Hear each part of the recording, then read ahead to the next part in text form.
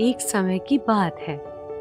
एक महान और जादुई राज्य फ्लोरियाना में एक सुंदर और दिलकश दिल वाली राजकुमारी इसाबेला नाम की रहती थी।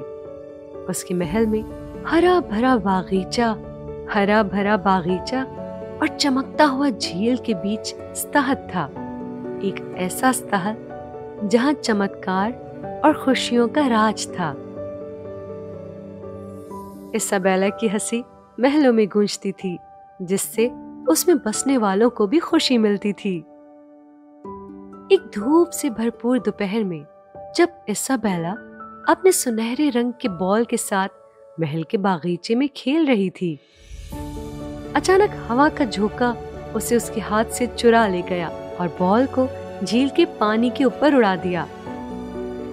उसका दिल टूट गया जब उसने देखा कि बॉल गहरे अंधेरे झील में गायब हो गई। उसकी आंखों में आंसू भर आए जब उसने पहली बार ऐसा खोया हुआ महसूस किया। उसकी निराशा होने पे एक अजीब सा मेंढक झील के किनारे से कूदकर बाहर आ गया।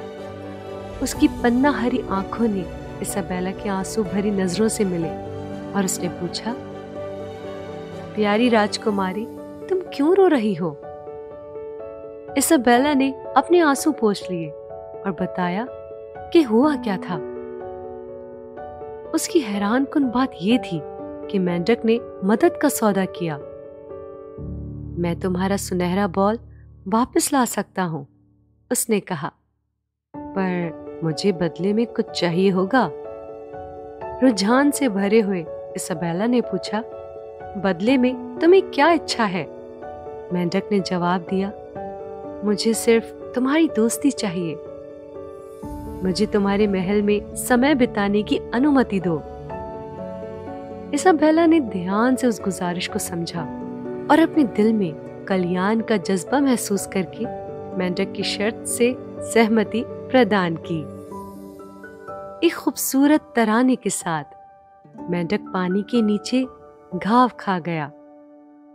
कुछ ही पलों बाद उसने अपने तलवारी जैसे हाथों में सुनहरे रंग का बॉल पकड़ा हुआ था। धन्यवाद, इसाबेला ने आभार के साथ कहा। मैं इसका एहसान कैसे चुका सकती हूँ? मेंढक मुस्कुराया, तुम्हारी दोस्ती का आनंद ही काफी है। इसाबेला उसके शब्दों से प्रभावित हुई और उस पल से वो दोस्त हो गए। वो महलों के बागीचों में सैर करने लगे, कहानियां और हंसी बातें बांटते। मेंढक, जिसका नाम फर्डिनेंड था, इसाबेला को अपनी झील के अंदर की जादुई सुंदरता का बयान बताता था। झील की छुपी हुई दुनिया की मौजूद भरी सुंदरता का वर्णन करता था। उनके समय बिताने समय इसाबेला ने देखा कि फर्डिनेंड के मेंढक जैसे रूप के नीचे एक ज्ञानी और कोमल आत्मा थी। उसकी दोस्ती एक खजाना बन गई जिसको उसने गहराई से सम्मान दिया, और इस तरह दिन हफ्तों में बदल गए और उनका रिश्ता हर पल और मजबूत होता गया। एक शाम जब सूरज आसमान की सीमा से ढलने लगा, इसाबेला और फर्डिनेंड झील के किनारे बैठकर उनका साया जल में नाच रहा था। फर्डिनेंड, मुझे ये समझ में नहीं आता कि तुम मेरी मदद करने और दोस्त बनने को तैयार क्यों थे? फर्डिनेंड उसकी आंखों में देखकर कह गया, कई समय पहले एक शैतानी जादूगर ने मुझे मेंढक बनाया था।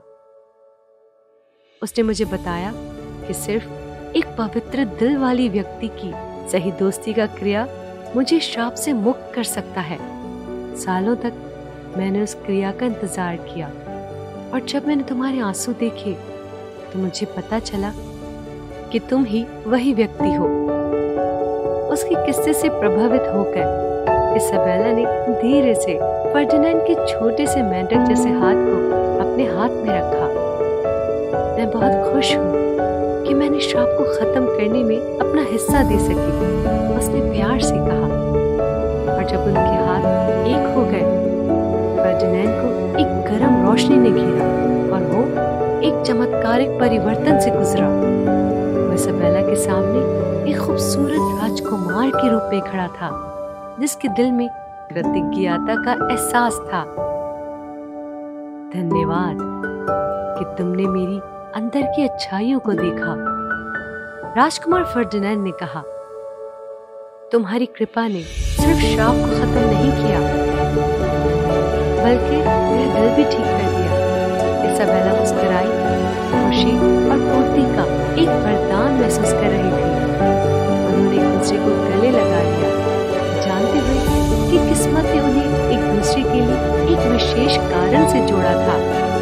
राजा के आशीर्वाद के साथ इसाबेला और राजकुमार फर्डिनेंड की शादी बड़ी धूमधाम से हुई, जिससे उनके राज्यों को जोड़ा गया।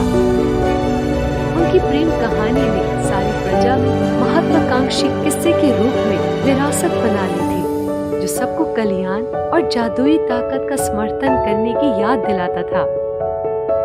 और इस तरह राजकुमारी इसाबेला और राजकुमार फर्डिनेंड खुश रहकर अपने राज्य को बुद्धिमान, दयालु और सभी सीमाओं से परे प्यार के साथ संभालते रहे।